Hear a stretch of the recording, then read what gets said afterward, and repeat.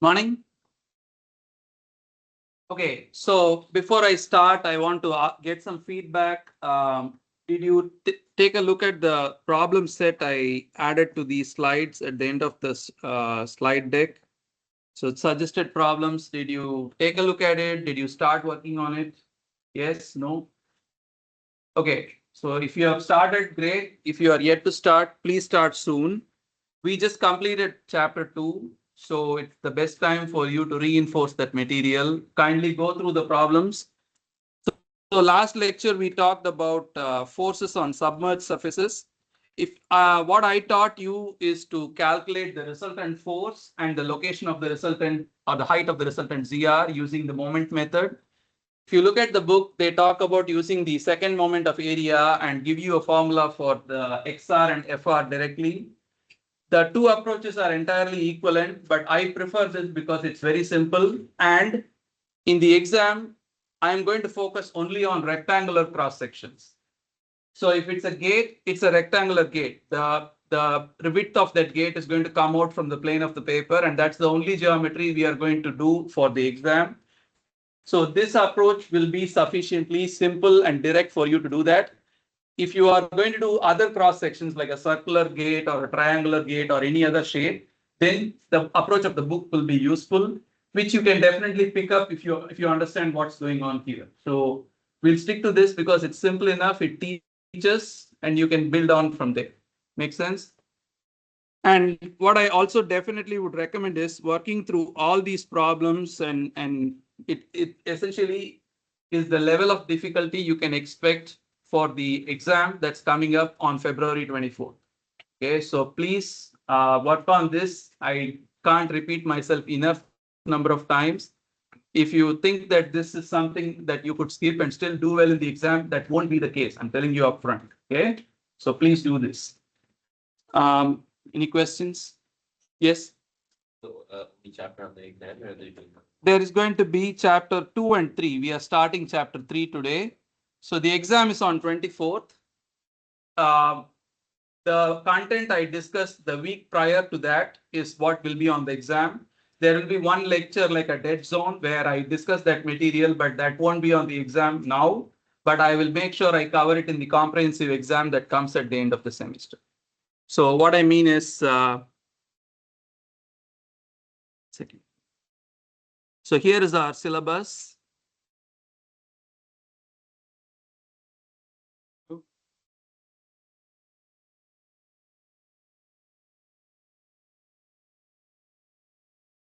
Make sure I record this.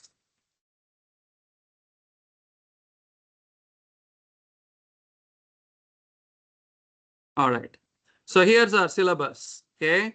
So if you look at the exam, midterm 1 covers module 2 and 3. I didn't include module 1 because module 1 is just basic. It's covered in almost everything we do. I don't need to do it separately. And the exam date is set for February 24th. Whatever I cover until February 17th will be on the test. What I do on the 19th will not be on this test, but I'll make sure I touch upon it in the comprehensive exam, which is comprehensive. Okay. So you need to make sure whatever we discuss until 17th, you got it down so that you can do well on the test. Okay. All right. Last question before I start. Have any of you been using the YouTube lectures to study? Is it helping you? Any feedback? Anything that can make it more clearer?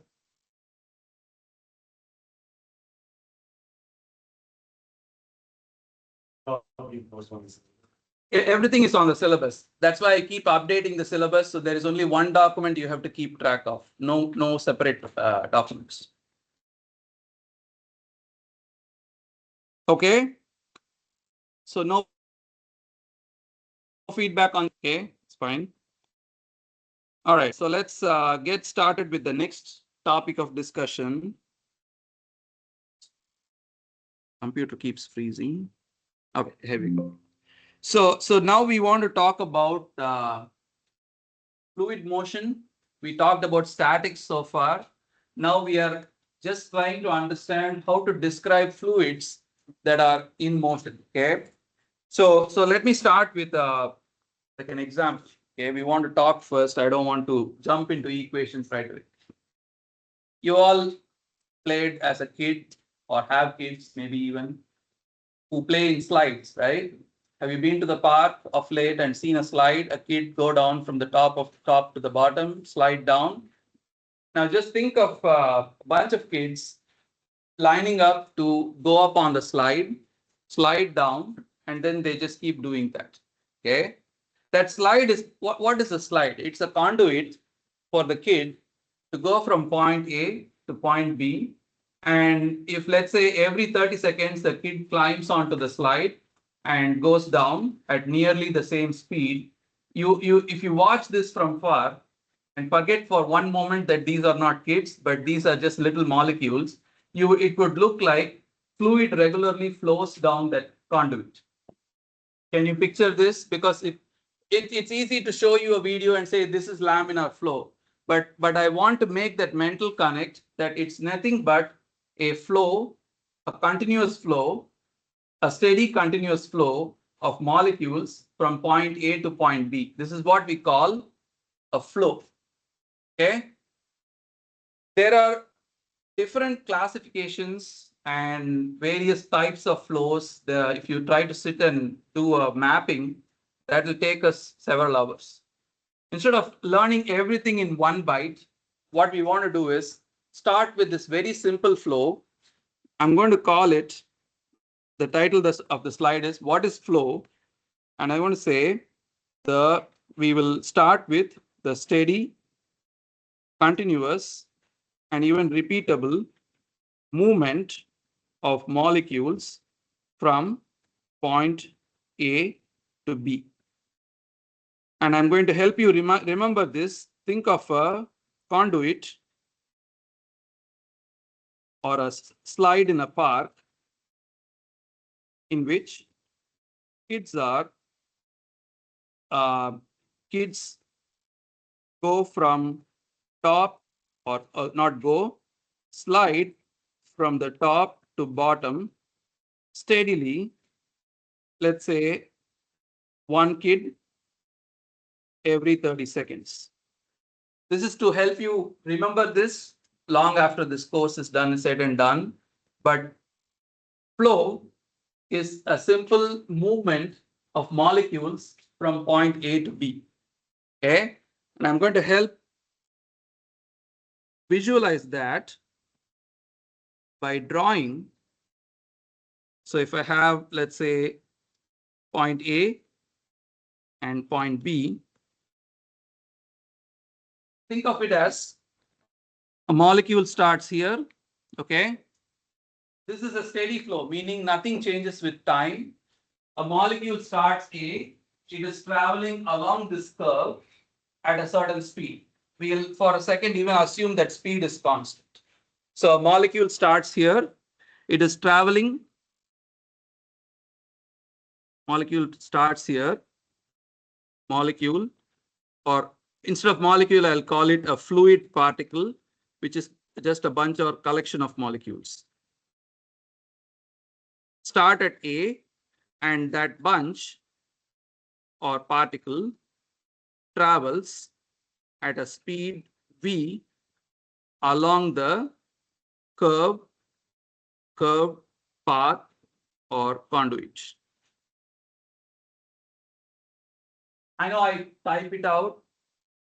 I strongly suggest you write it down because writing reinforces the content and it gives you that extra 30 seconds when your brain can absorb it. If you just look at it like a movie, it won't stick. That's what I've learned. Yeah. So the fluid particle, which is a bunch of molecules, start at A and travels at a speed v along the curved path or conduit. Yes. Is V constant? V can be constant. We'll just say V now, and for simplicity, we'll start with a constant. We'll then later make it realistic. Okay. We'll even say, let's assume V is constant for now. Is constant for now. Okay. So this is a curve. Okay. This curve, I'm going to define a length parameter Okay, I'm going to start here and call this point S equal to 0. S is distance from the origin. Origin is this point. And if I measure S along that curve, okay, I'm going to write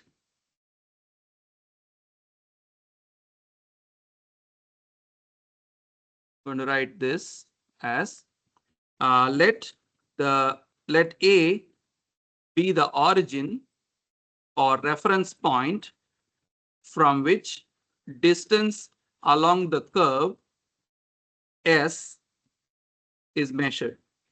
Obviously, the distance or the coordinate of point A is 0. Would you agree? A is the origin and S is the distance measured from the origin, which means the coordinate or SA is 0.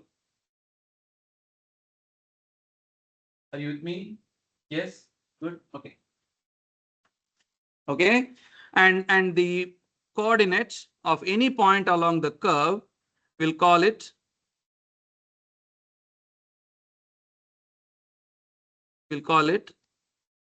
S. S is any point. It's like I have a thread or a curve, and if I walk this curve along this path, the distance, it's not talking about drawing a straight line between A and this point, and I'm not worried about that distance. I'm worried about the distance measured along the curve. Okay?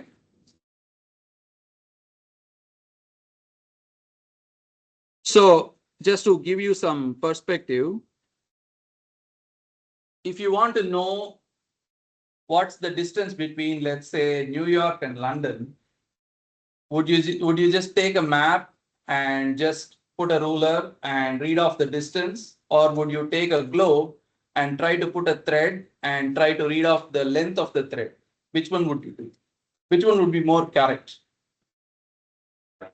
The thread, right? Because you know the earth is curved, which means you have to account for its curvature, which is what we are trying to do. We are measuring distance along the curve. It can be a curve which is like this, or can be a loop, or can be a knot, or whatever. We are measuring the length along the curve. That's what you need to remember. Okay, not the linear distance. Okay. Question? No? Okay. So if distance is defined along the curve, how would speed should be defined? Yeah. Area.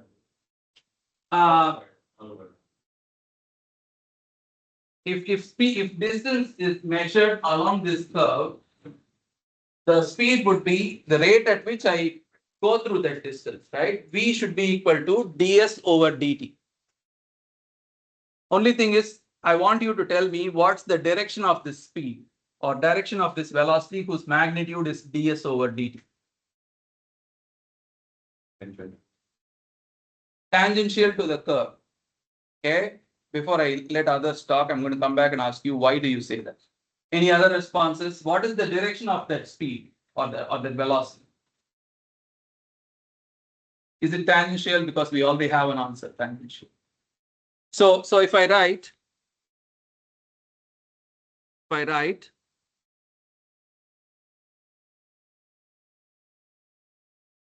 stupid text block. Okay. All right. If I write the speed is V and V should be equal to ds over dt. You would agree with me, right? You just did. Speed is Vs over dt, where S is distance measured along the curve. All right. Now, if I were to then ask, if I'm here, what is the direction of my velocity?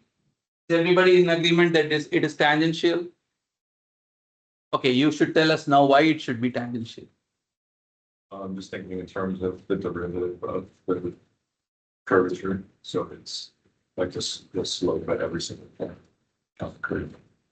So you are mixing two concepts. One is, if I ask you how fast are you going, you would literally count how much distance you cover in a period of time and divide by the interval of time to get me your speed. In this case, let's say my curved path is like this. like a sine wave along in here. At every point, I am parallel to the curve, right? Only then I can follow the curve. If I'm not parallel to the curve, I would fall off the curve, right? So at that point, I must be parallel to the tangent at that point by definition. Otherwise, I would fall off the curve. That's what makes the direction of the speed same as the tangent at the local, at the local tangent. So if I were to draw this, I would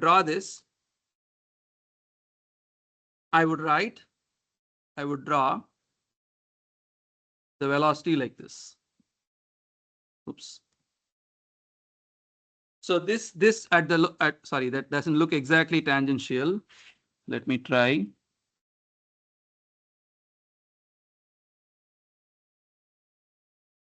So the velocity at that point is v, and if I were to write v as a vector, that should be equal to ds over dt multiplied by the local tangential vector.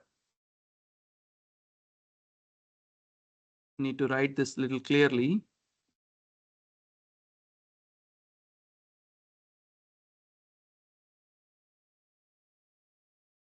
V vector is equal to ds over dt times s cap. And what is s cap from our discussion? S cap is the local tangent vector. Okay, S cap is the local tangent.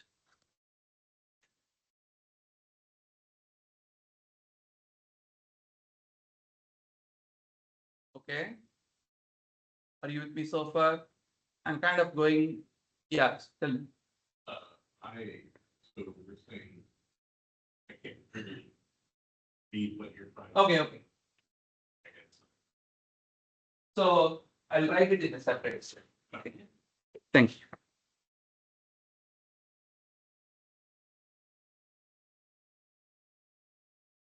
So let me delete this. Let me delete all this and bring it here.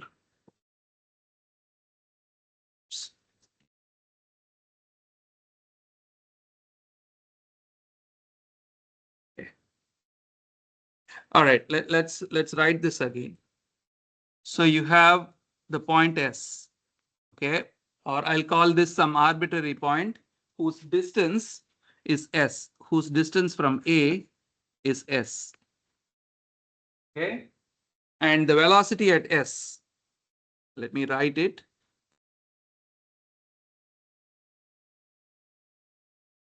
The velocity at S is, I'm going to write this as V vector equal to V scalar multiplied by S cap. What is V? V is ds over dt, distance, rate of change of distance. Okay, so let me make this bigger. V is ds over dt. And what is S cap? S cap, or S hat, if you want to call that, S hat is the tangent vector at that point defined by S.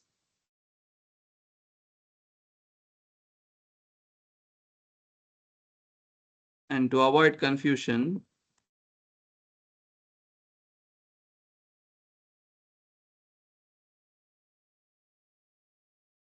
I'll call this point something like P, which is at a distance from A, which is at a distance S from A, so that I can say velocity at A is V times ds dt, where V, the magnitude, is the rate of change of distance with time, and S cap is the tangent vector at that point A, defined or not defined, at a distance, at a scalar distance S, at the point P, defined at a scalar distance from the origin A.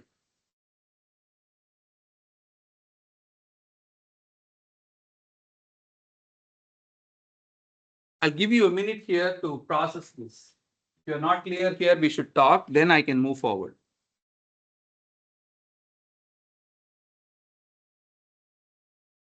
Yeah.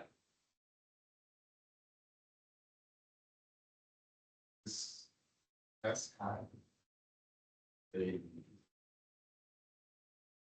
Yes, yes. S hat is a vector and S hat direction is like this.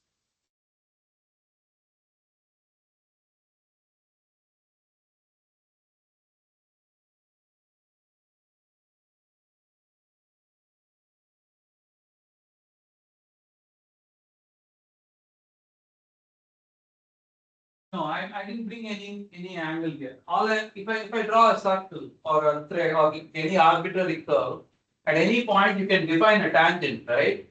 That's all it is. I'm not giving any more specifics. Isaac, is it clear now? Yeah.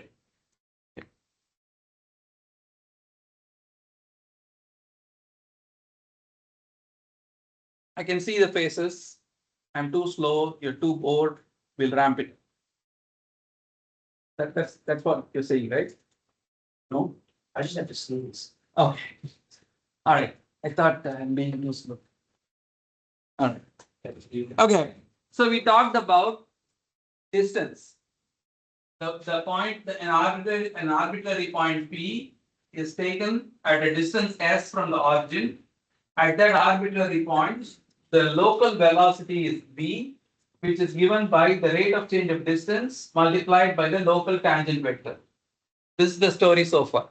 Okay. Now, if I were to ask you, at any point, the velocity has to be along the tangent, otherwise I would fall off the curve. That's the logic I made, right?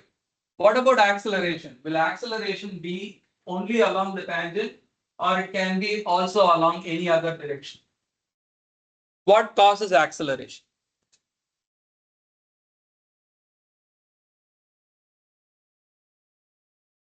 Change in velocity. That is the definition of acceleration. I'm asking, if you were to cause an acceleration, what would you need to do? Apply a force. We have been learning this in school, right? Newton's second law of force equals mass times acceleration. So in order to cause an acceleration, you need an external force. The fluid particle or the fluid parcel needs to experience a force. Now, does this force have to be along the tangent, or can it be along any direction that you please? It can be along any direction, right? Which means if there is an arbitrary force acting on this little fluid particle, you could resolve that force along the tangent and perpendicular to the tangent. It can be along any direction, but as you know vector algebra, you can resolve an arbitrary vector along two directions which are mutually perpendicular. True or false? True, right? So the fluid particle here over here, okay, I'm going to use this little colorful pencil to kind of make a blob to denote this is a fluid particle. This blob has a velocity along the tangent. And I'm saying, tell me if you agree, that whatever acceleration it's undergoing can be resolved into a component that is along S cap and perpendicular to S cap. Agreed? Agreed? Everyone?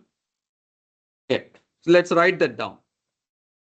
So we are going to write, I'm going to duplicate this, and just like we talked about acceleration, sorry, velocity, we are going to talk about acceleration. The acceleration at A, okay, due to an arbitrary force can be resolved into a component that is along the tangent S cap, along S cap, or parallel to S cap, and a direction that is perpendicular to S cap. we will call this perpendicular direction as the local normal vector,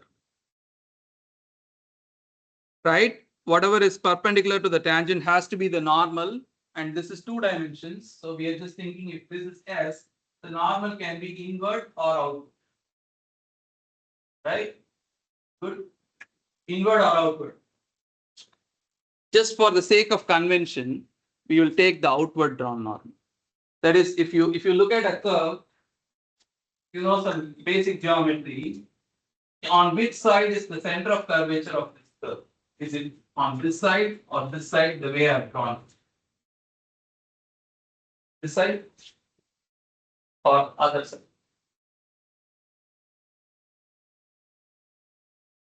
So if I take this bottle, take any cross section, you get a circle. Where is the center of curvature of the circle? Is it on the inside or outside? It's inside, right? So when you have a curve, and if you take any 2 points on this curve, and you draw 2 lines that are locally perpendicular, if they intersect at a point that is here, that is the center of curvature. Which means for this curve, the way I have drawn it, the center of curvature is here. If I had drawn the curve the other way, that is, if I had drawn it like this,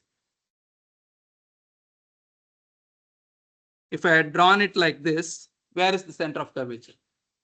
Would be here, right? For this curve, the center of curvature is somewhere here, the way I have drawn it.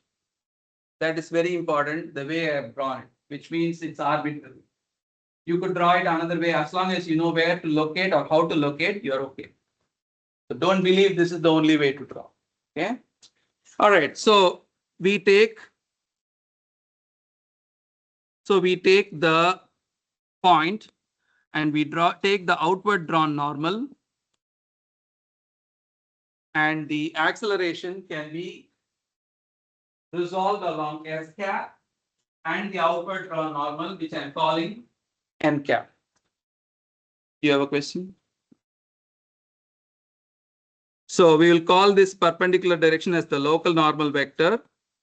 The normal vector N cap is used to denote the normal vector taken as the outward drawn by convention. Is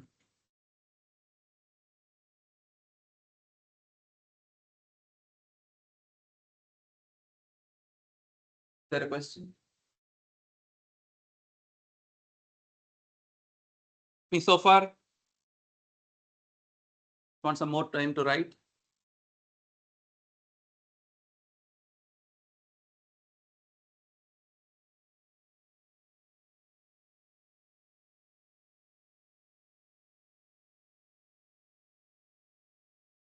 Okay, moving on. So if that is the case, the acceleration has 2 components. Acceleration, I'm going to write acceleration A.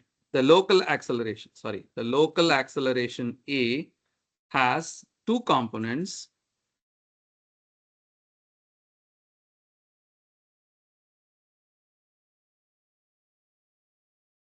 The local acceleration A has, if a vector has 2 components which are mutually perpendicular or orthogonal, how do you express it? If AS is the component along S cap and AN is the component along N cap, how will you write it as a expression?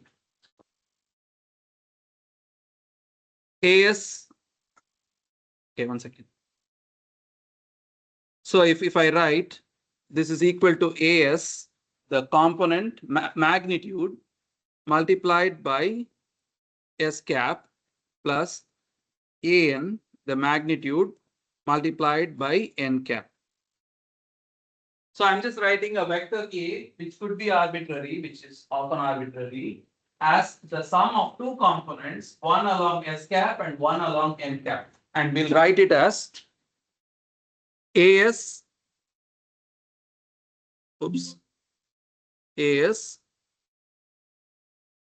the component along the S cap direction. So instead of keeping to call it escape direction, we are going to name it. We'll henceforth call it the streamwise direction. Why streamwise? Why the name? What's significant about the word streamwise? What does it mean? It's along the stream. That's what streamwise means. It's along the stream of the flow. That's why we call it streamwise. And AN, oops, is the component along the n cap direction, which we'll now start calling it the normal or sometimes radial direction.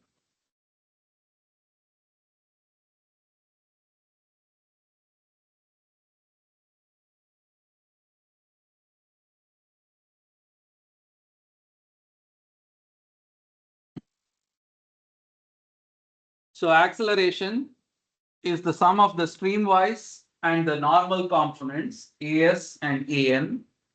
Okay. Now we'll talk about how to get an expression for AS and AN. Okay. Until so far, what have we introduced? We have introduced what is a flow. It's a movement or it's a movement of molecules or a fluid particle from point to point. We talked about what is the streamwise coordinate, which is the distance measured along the streamline. Okay, maybe I can write that at the start. I'll add it now. The streamwise coordinate is the distance, is the scalar distance measured along the streamline. So for you to remember this, think of the distance between London and New York. Okay, to measure it, the best way is to use a globe and not a map, because maps have to stretch it because they have to print it on a flat paper, but a globe is taking into account the curvature of the earth.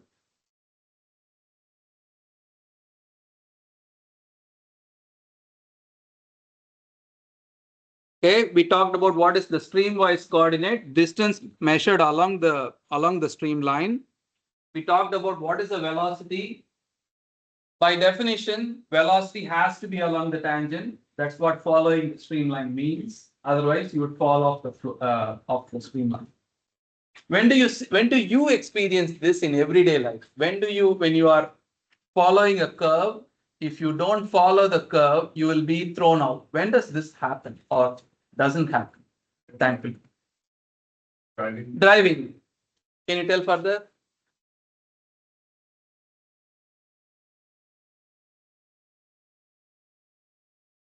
No, that is lane change and human error. What I'm talking about is, let's say you are taking a turn, you are going through a corner. What do you need to do so that your car doesn't roll over?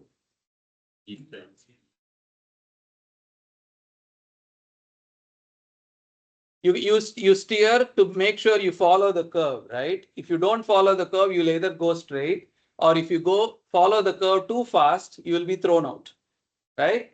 This is the same concept.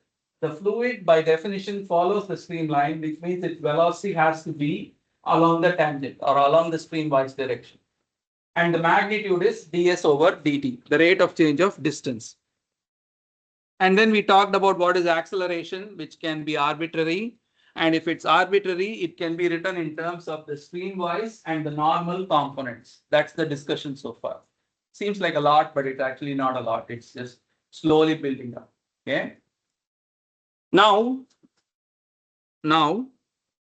we need to work out expressions for the acceleration components so that we can relate it to the local pressure and forces acting on the fluid.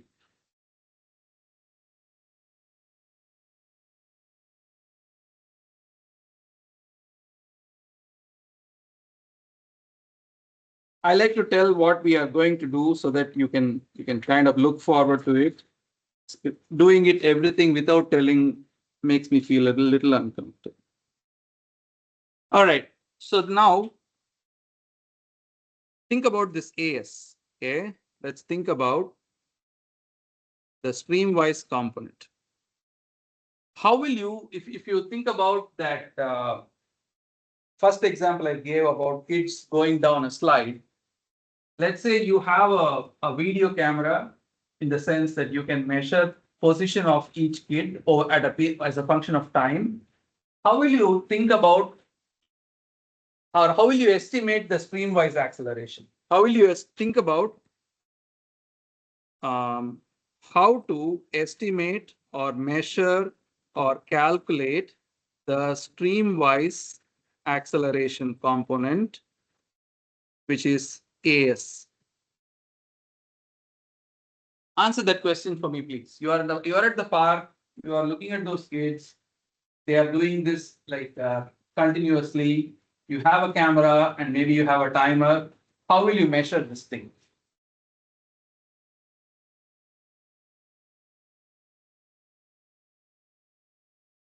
Up to compare the velocity of one kid versus the other. For simplicity, we'll just tag one kid. Okay, we'll tag a kid. If you want to know his or her speed, how will you do that? What is speed literally? You mark 2 points and you either measure how long it takes to cross 2 points, or you mark the kid and see how long it in a given time, how much distance does it cross. In either case, ds over dt will give you speed. Yes. So you can kind of say, if you divide the slide, okay, if you divide the slide, so here's your slide. Let's say you divide the slide into segments. You divide the slide into segments, okay? And we'll, even though my drawing is not great, we'll assume that each segment is approximately same length. Okay. So if you think that the kid takes a certain time to cross segment 1, a little less time to cross segment 2, little lesser time to cross segment 3, and for each further segment, the time taken is reducing. What is your inference? It means the kid is getting faster, which means he or she is accelerating. Are you with me? Yes, because I'm going to make one switch. Stop calling kid and call it a fluid particle. Okay. So if you just tag a fluid particle or a parcel of fluid, like a blob of oil or something, just track over time how fast does it move in each point, and then try to understand if that speed is changing or constant. If it's constant, it means acceleration has to be 0. If it's changing, acceleration has to be non-zero. It could reduce also. That is, when the fluid particle goes down the slide and appears here, where the curvature is becoming like parallel, the acceleration will slow down because the acceleration is now kind of reducing, which means the speed will start to stabilize. And if there is friction, it may even come down to 0. Is this train of thought making sense? So what can we say? How to think of streamwise component? What is streamwise component? If v is the rate of change of distance along the streamline, and what should be as? It should be dv dt. Thank you, dv dt. Okay. In my example, if I just calculate the velocity, I'm going to start labeling these points. I'll label these points 1, 2, 3, and so on. 3, 4, 5, 6, 7, 8, 9, 10. I have 10 measurements of the velocity. Each time the fluid particle crosses the segment, it starts at 0. Let's say V1 is 0, V2 is something, V3 is something, V4, V5, V9, V10. I have 10 numbers for velocities. Okay? With me? I have 10 values of velocities. V1, V2, up to V10. The speeds at 10 stations.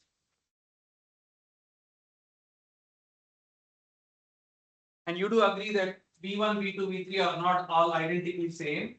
The fluid particle is accelerating, which means V2 should be higher than V1, V3 must be higher than V2. So in other words, it is changing. It is changing with distance, meaning with location. At this location, at this location, at this location. So you can write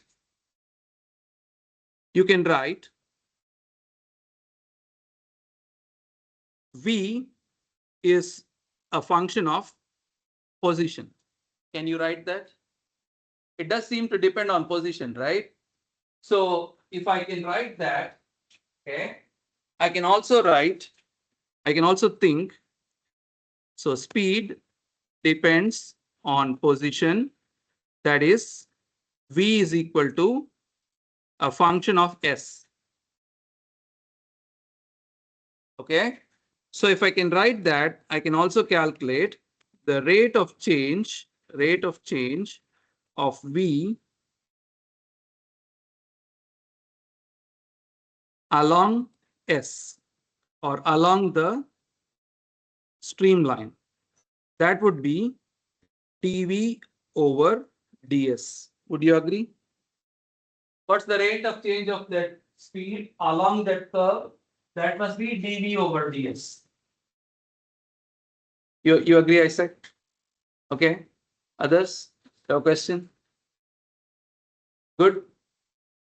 You have a question? No, you. Oh. So if I were to write this, okay, go back to this picture.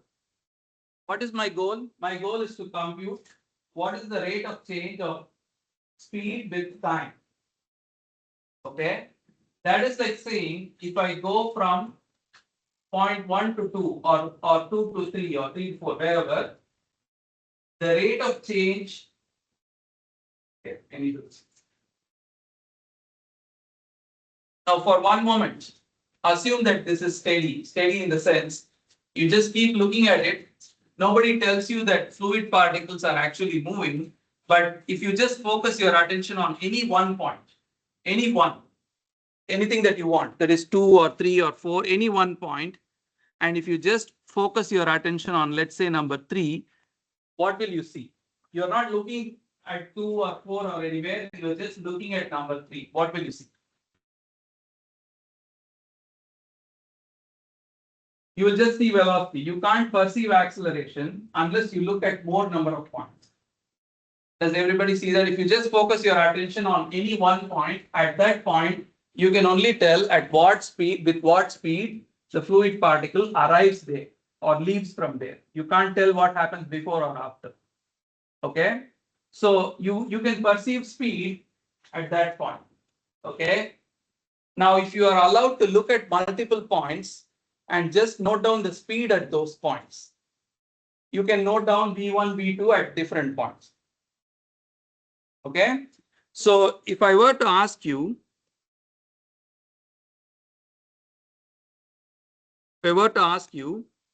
the acceleration at any point, that would be as equal to the rate of change of velocity with distance multiplied by the velocity itself, or multiplied by ds over dt, which is dv over ds times v.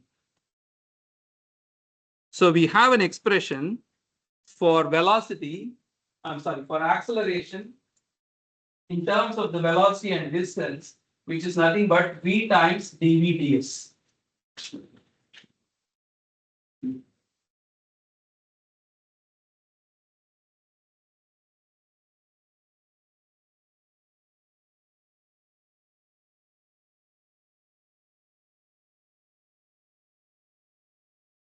I'll explain it in words for you. Take the first thing, dv/ds.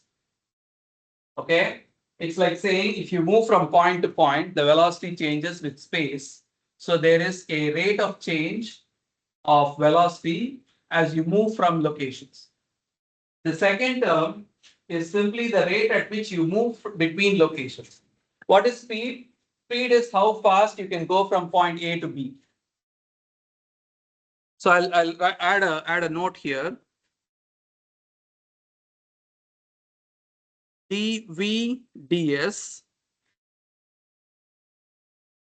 is the change in speed for a change in the distance along the streamline.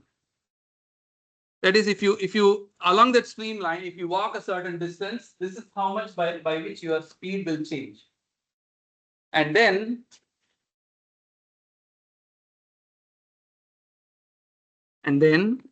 ds over dt is the rate at which you can, or not you, the fluid particle crosses an arbitrary point along the streamline.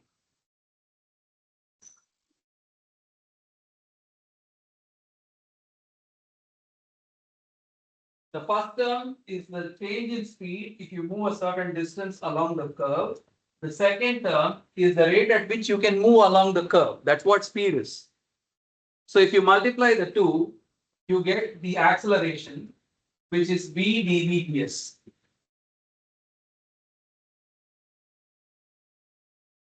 Now, if you are a student of calculus, meaning if you just look at it like a math problem, you do know that acceleration as depends on both velocity and time. Okay, so you can write the acceleration is dv/dt, but you do know that d or v is not only a function of time, it's also a function of position along the streamline, which means this should be equal to dv/ds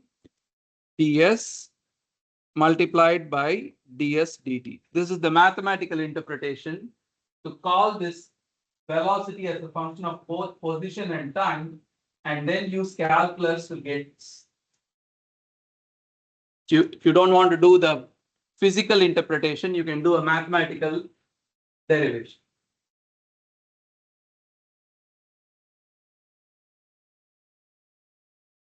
Question?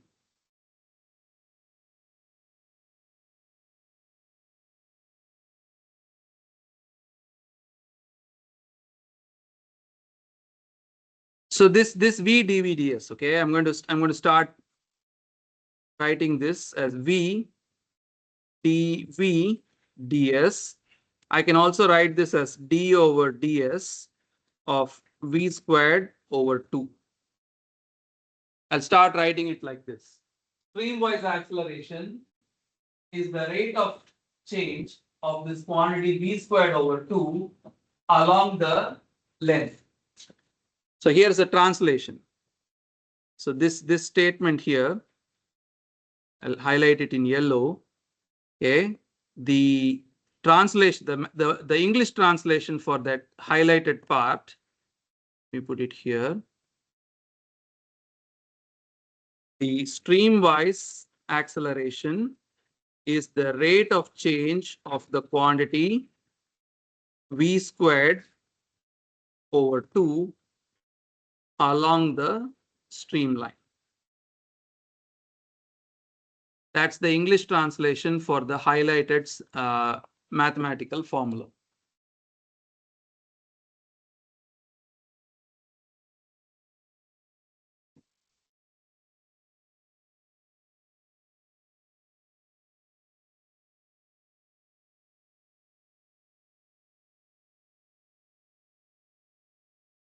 I like this sentence because it captures all the ways in which the streamwise acceleration can change.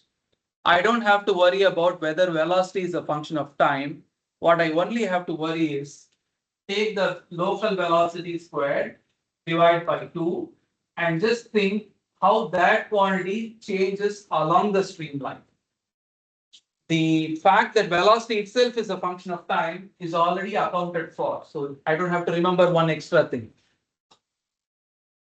So this formula is what we are going to use to derive the famous Bernoulli equation, where we say the acceleration of the fluid along the streamline. If you're sitting in your park and you're computing the acceleration, all you have to do is monitor the velocity at every point, calculate this quantity, and see how that quantity changes along the slide or along the conduit or along the path. Yeah.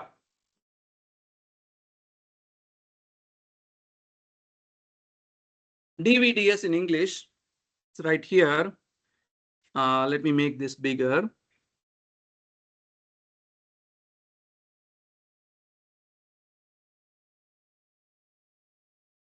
Oops. So DVDS is like saying, what is the change in velocity or change in speed if you travel along the curve? That's what DVDS means. I'll tell you one common example. Do we have a duct here somewhere? Maybe this is a duct. Okay, let's say cool air is coming through here. Right here. I'm saying our supply. Sure. So I'm saying if wait, this is an exhaust then? Yeah, that's what's going. Okay. Any point to be where this one? Yeah. So let's say the supply is here. The incoming air is, let's say, 68 degrees Fahrenheit. So this immediate zone is at 68. And if I step here 6 feet, the temperature could be, let's say, 70 degrees Fahrenheit. So there's a change of 2 degrees over 6 feet. That is your dt over dx. You want to call this dx. This is dv over ds. It's like saying here the velocity is 1 feet per second. If I walk along this curve over here, it's half a feet per second. So the change in velocity is 1 feet, half a feet per second, and the distance is 2 feet. So it is half a feet per second divided by 2 feet, making it 1/4 of a feet per second. So this is your instantaneous velocity at a point times your average rate of change. This is the local change in velocity. That is, if you are at a point, Yes. at that point there is a velocity. Yeah. If you take a small step either way, you will have a small change in velocity. This is the ratio of the change to this ratio of the step that you take. Is it making sense? Yeah. Okay. This is making sure.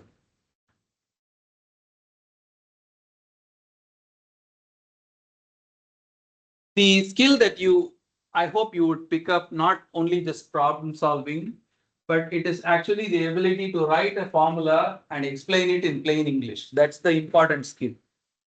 Anybody can do calculus. Anybody can, if I give you a formula, you can compute derivatives. That's not the skill. Skill is being able to interpret.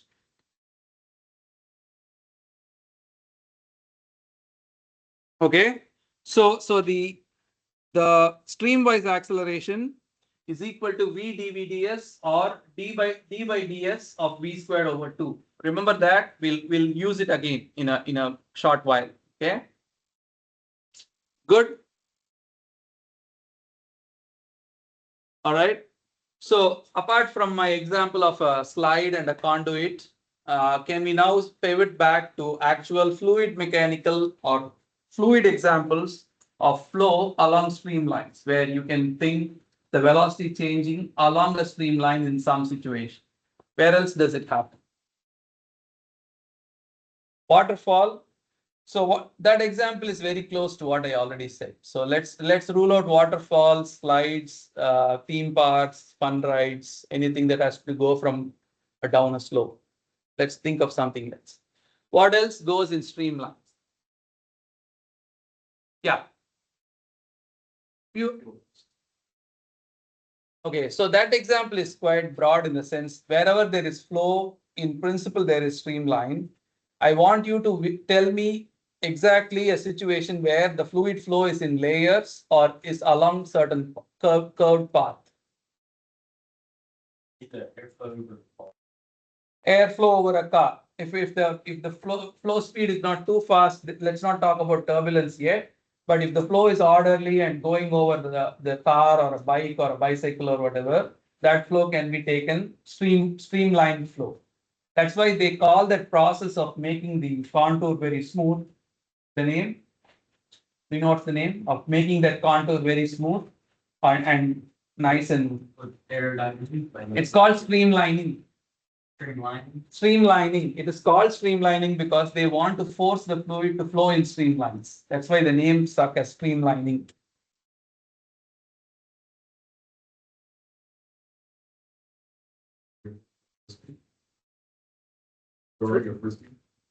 That is actually a very complex flow. It doesn't fit with this very simple picture that we have. This picture, the way we have set it up as streamlined flow, is highly applicable for very viscous liquids. If viscosity is highly dominant, then the forces that you apply on the fluid are transmitted layer by layer, and you get nice and laminar or streamlined flow. For your project, which you should have started thinking about, we are going to give you a funnel and you're going to fill it with oil or soap or shampoo or something, and it is going to discharge. And one observation you can do is take a video and you can comment on whether that outflow looks chaotic or does it look streamlined. Is it coming out in layer by layer that it's looking steady, or is it looking chaotic, like if you open a tap, you get a very chaotic flow coming out? Is that the case, or is it very nice and orderly? Wherever it is orderly, we call it streamlined flow or laminar flow. Okay, so not only are you going to math around that funnel problem, you are also going to visually inspect the flow and you're going to make some commentary on that. Okay, I'm going to make you work for that 15–20%. All right, good. So we talked a lot about streamwise acceleration, which I put in that yellow box. What about the normal component, or we'll just start calling it normal acceleration, AN. For one moment, forget even fluid mechanics. If something is moving, how do you compute the normal component of the acceleration? It need not even be a fluid or anything. In your car example, if you're negotiating a curve at a certain speed, what is your acceleration both along the tangent and perpendicular to the tangent?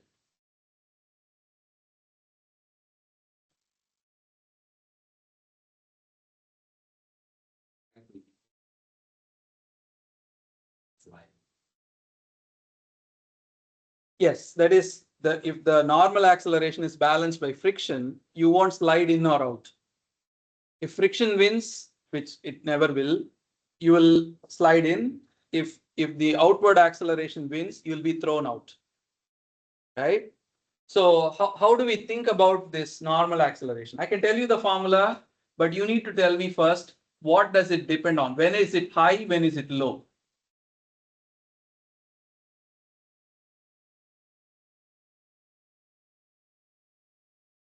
It's highest when you are changing direction. That is, if you're going this way and you want to make a turn. Okay, go on, talk further.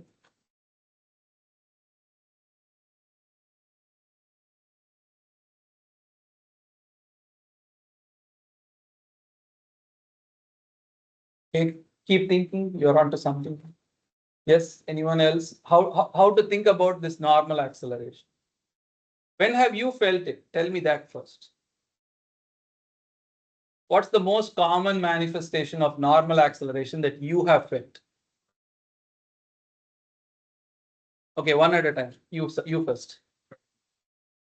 Let's put the car aside because there a mechanical machine is involved. I'm talking about you. Walking, can you talk? Running, okay. If I run in a straight line, am I going to feel normal acceleration?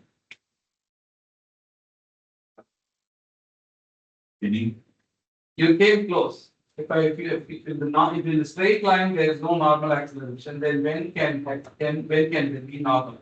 When do you actually feel When running on the track. running on a track? And what about the track is leading to that normal acceleration? Is the track a straight line? No. It's an ellipse, usually an ellipse or some kind of a curve with some banking, right? And you have to basically adjust to the curve so that you don't fall out or fall in. Good. What else? Where else do we feel normal accelerations? Swing. When you're swinging, there's a hinge and you actually feel a push outward, like centripetal push. Where else? One more example, we'll move on.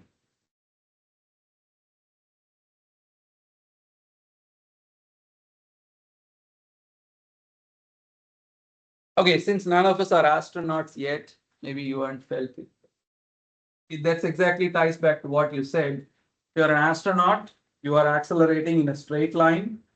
I mean, this happens even in a plane. When the plane is just trying to take off, you feel pushed to the seat. You feel pushed back. But if the plane is trying to take a curve or turn, you will feel a push that is not towards your seat, but to some arbitrary direction. That is basically the direction opposite to the direction in which the plane is trying to turn. Okay, and of course, astronauts will feel it much more significant, not much more than the plane. Yeah. What you're describing kind of sounds like inertia. So what is the difference between normal acceleration and inertia? So inertia is when your state of motion changes, you feel a force, not a force, you feel the tendency to continue what you were doing against the change.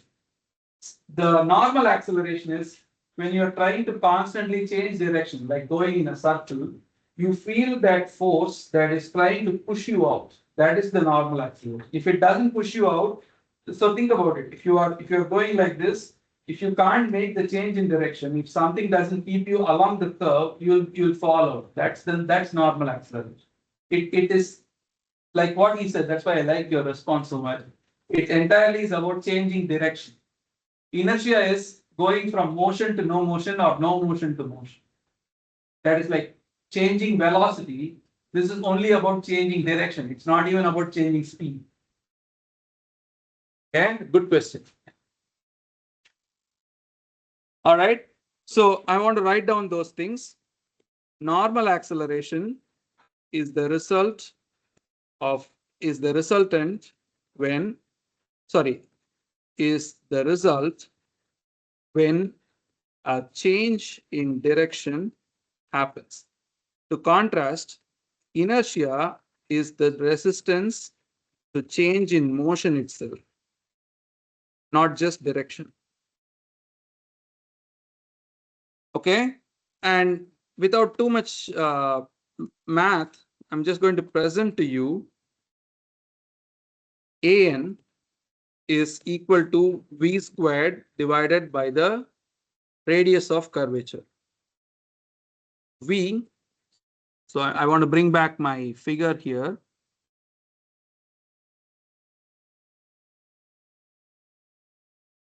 See, this is why I like PowerPoint.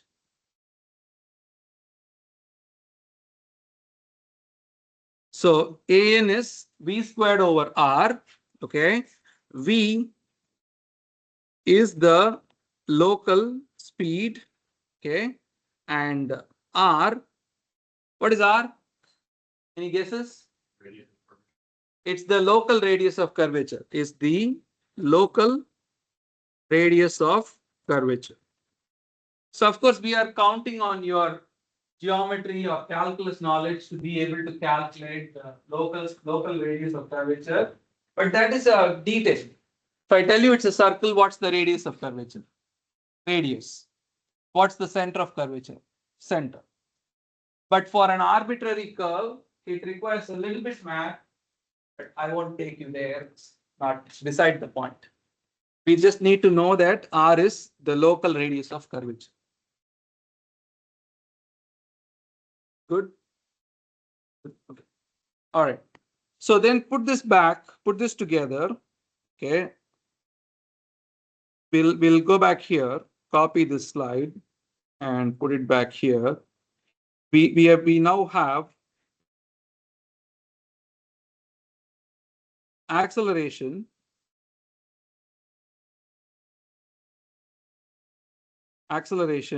is v, or I'll write this as rate of change of the quantity v squared over 2 times s cap plus the quantity v squared over r n cap. That's your local acceleration at a point P, which is defined by the distance s from the chosen origin. So this is the full expression. I'll read out in English and then I'll write it. This is the acceleration at an arbitrary point P, which is at a distance s along the streamline.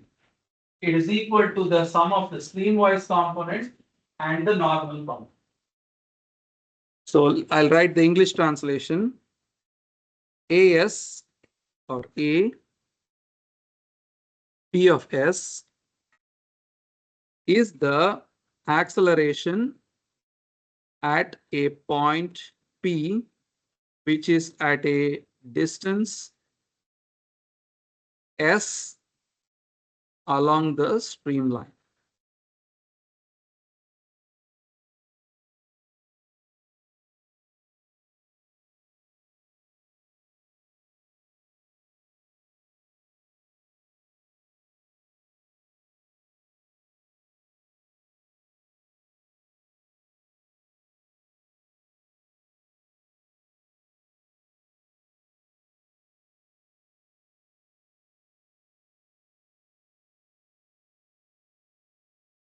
So far? Okay, let's do some problem solving. Okay, let's just answer some questions for me, please.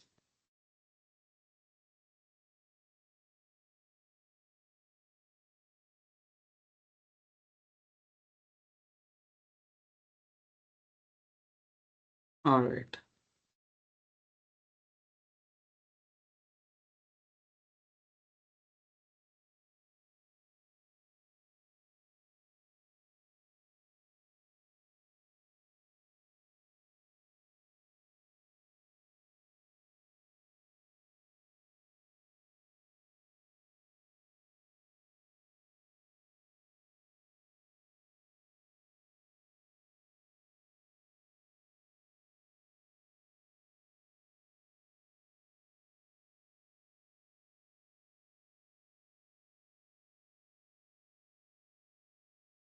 Okay, anyway, never mind. Let me just zoom in. Okay, so you see that first picture, the one at the top here.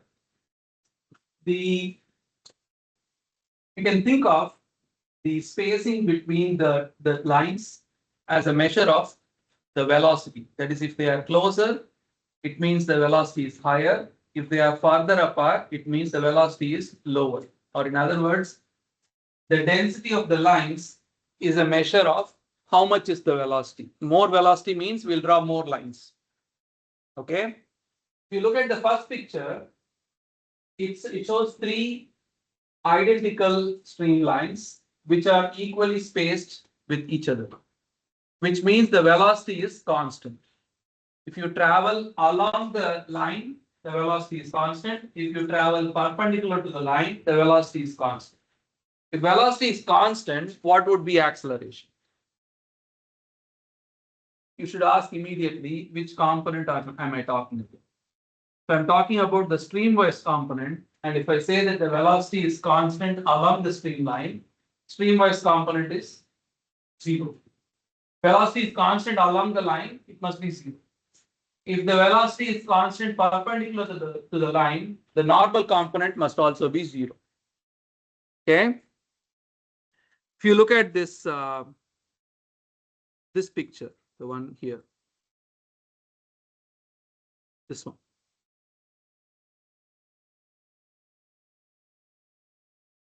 If you think of each streamline. Okay. What is each streamline has a velocity. First, let's establish that. They are equally spaced, which means along each streamline, we have the same speed, v, v, v. So what would be the normal component of the acceleration? If the velocity is the same, but the radius keeps increasing as you go out, is the normal component 0 or non-zero? That's all I'm asking. 0 or non-zero? When can normal component be 0? Either velocity has to be 0 or radius has to be infinity. When will radius be infinity? When will the radius of a curve be infinity? If it's a straight line, meaning it's like a circle of infinite radius, or in other words, it's a straight line.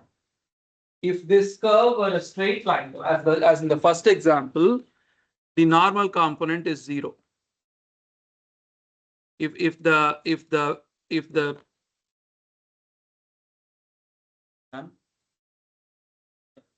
Acceleration, that would be. the normal acceleration in the first picture would be 0. The normal acceleration in the second, sorry, not second, but the highlighted picture would be non-zero. That's all I'm asking for. This picture. Radius is not 0. Which means b squared divided by r is a finite number. That's all. Okay. So the streamlines are actually a way to map this information. You can visually draw a curvature. So if I call this picture with the highlighted yellow, if I say that for this picture, where will be the radius of curvature? The radius of curvature is over here. This is r. Okay. If I call this radius of curvature to be r positive, then an is equal to v squared over r, and it should also be positive.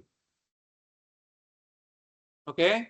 If I flip the picture, that is, if I draw it like this with the same radius, if this is positive, that acceleration has to be negative, because the radius is the center of curvature is now the mirror image.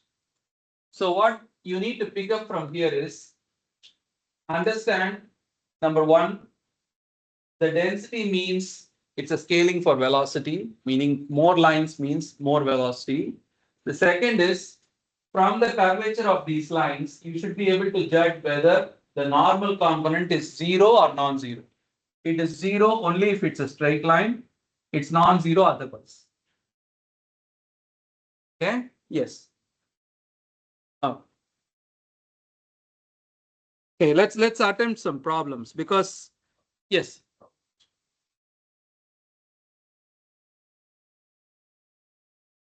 Yeah. What does it mean when the streamlines are? It means that they are accelerating. Meaning if more streamlines, so think of the number of streamlines per area. Okay. Let me do this exercise. Thanks for the question. Let me take a little square. Okay. I'm going to first define a square. Let me make sure this is a square. So we'll take, we'll log the aspect ratio and we'll make it a square. Okay. So now,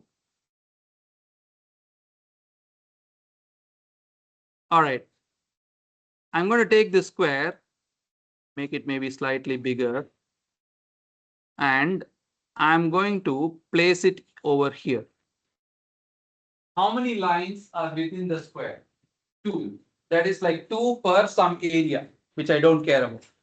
If I take the same area and I put it over here, how many lines do I have? 3, which means the velocity is higher here than there. Just think of the number density of lines per area as a measure of local velocity. More lines equals more velocity. If you think here, if you take this portion, okay? If I take this portion and compare it with this portion, compared to the left square, in the right square, the velocity is increasing. Which means if I go along this direction, the acceleration should be positive. That's all it means. Flip the script. Over here it's denser. Over here it's getting rarefied, which means it's decelerating. So the number density of the lines is a measure of the local velocity. The way we draw it, it's a way of drawing. Okay. If you want to represent a higher velocity, draw more lines. If you want to represent a lower velocity, draw fewer lines. So basically, this is the on. No. So this is, let's say this station. This station, we'll call it S1. This station is S2. Velocity at S2 is greater than velocity at S1, which means dVds is positive. Make sense? Okay. Yes. So we could see that instance as like an expansion valve. Yeah. Expansion, I mean, this is compression. This is expansion or rarefaction. Well, so like in an HVAC system, the expansion valve makes it smaller, so there's more pressure going in on the fluid inside of the system. That's how that first one would be, right? Like creating a funnel where the flow is the exact same, but the pressure increases with a lot of. Exactly. So an expansion valve, there are many mechanisms, but the most common mechanism is there is like a diaphragm. So as you turn the screw, basically there is a solenoid or like a plunger that is getting in, and it's restricting the cross section further and further. So what you have is all the fluid has to squeeze through that narrowed exit, which means the pressure will build up on this side. On the other side, when they get out, they have so much volume, so suddenly they expand, which is where the name comes. It's exactly right. Good question. Yeah. I'm very happy that we are able to make connections with real devices. Okay. So this picture where you have these representations, you should be able to look at these and be able to say, here's a diagram where the normal acceleration has to be non-zero because the curvature is non-zero or not infinity. It's deceleration, that is acceleration, that is uniform. The top one is uniform flow. And the bottom one here, you have, there is both curvature and a change in density. So if you travel along this path in the direction of the arrow, is the flow accelerating or decelerating? Accelerating, because they are getting closer. If you travel in the opposite direction, then it's decelerating. So if you are representing something, let's say you are talking about a nozzle where the flow goes from a larger cross section through a smaller cross section, the streamlines will look more like this. If it's an expansion valve or the other side of the divergent nozzle, it will look like the same except with the arrows marked the other direction. Okay. In the whole of our mechanical engineering curriculum, this is of course a very biased opinion. This is the subject that you could most relate to by just looking out the window or looking at your daily life. Everything you touch and see will have some aspect of fluid mechanics. Of course, the solids people will tell you otherwise, but don't believe. Their bodies are full of fluids, not solids. Think about it. All right. So if sorry, go ahead. I still have to do this derivation, which is force F equals ma along a streamline. And at the end of this derivation is the famous Bernoulli equation. So I don't want to start it now. I just have 5 minutes instead of just wasting time. Maybe we'll try a problem and leave it there. Okay, unless there are other questions.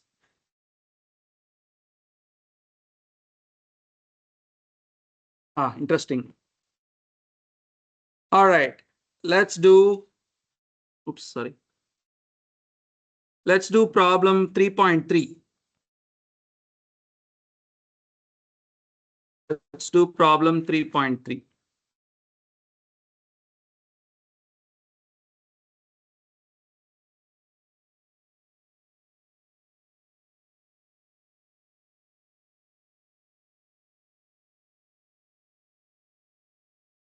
Take a minute, read it, then we'll talk. The velocity at the center line is given by v equals 10 times 1 plus x along the x direction, which is I cap. Determine the pressure gradient needed to produce this flow. Oh, this requires Bernoulli equation. My bad. I can't do this yet. I just wanted you to use your formula to compute the acceleration.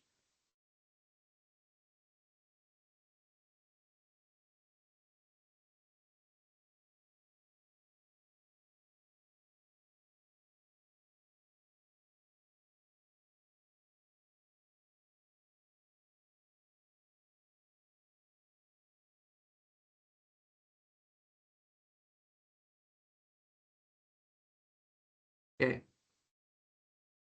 All right. Let's do problem 3.8, but I'm going to modify it slightly.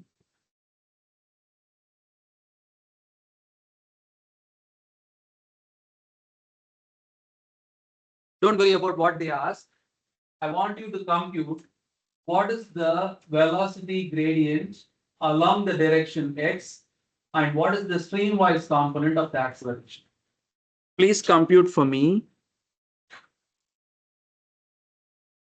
Compute the velocity gradient along the streamline and the streamwise acceleration AS.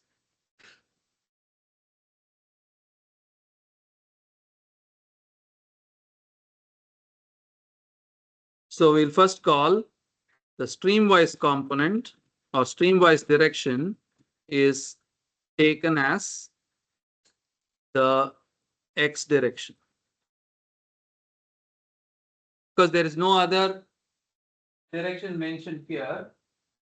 It says incompressible fluid flows steadily past the circular cylinder as shown in figure 3.8. Figure 3.8. Sorry. Okay, I don't need the figure. Let's just do this. Okay. So here's a circular cylinder. I'm just drawing the circle because you have to assume the cylinder jets out, or cylinder is protruding out from the plane of the table, and fluid is flowing past the circular cylinder over here. And it says the fluid velocity along the dividing streamline. Okay, so this is the dividing streamline, which is at the equatorial plane. Okay, the fluid flow along the dividing streamline. Okay, so this coordinate is x equals minus a, and x goes to minus infinity at the left. This point is x equals minus a, where a is the radius of the cylinder. The velocity along this x-axis is given to be v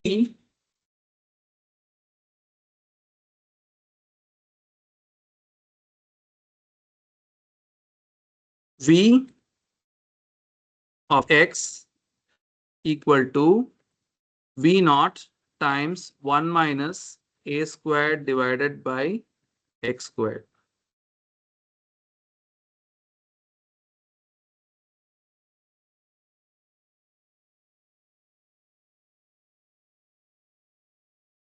So if the streamwise component is x direction, tell me what's the velocity gradient and what's the streamwise acceleration at any point.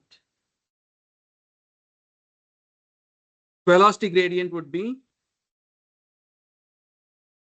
what is velocity gradient? Tell me in words. What is the something gradient, temperature gradient. What does it mean in my example? As you move spatially, that's the critical thing. Velocity doesn't change only with time, it also changes with space. It's the rate of change or the change in velocity for a proportional change in position. That's what gradient means. So velocity gradient is the change in velocity to the change in position. In our case, that would be dv over dx, which you can compute is v naught times minus 2a squared, or so actually 2a squared over x cube. Okay. I know I'm over time, but I'll just write streamwise acceleration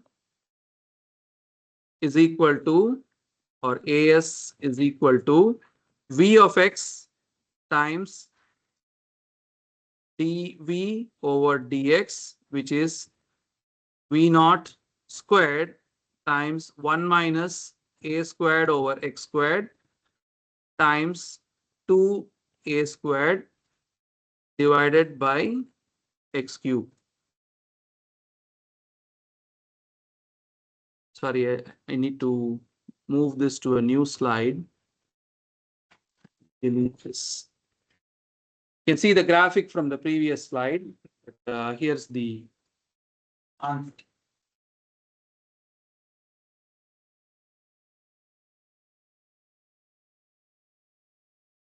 Okay, so thank you. Please work on the practice problems and we'll continue. Thank you.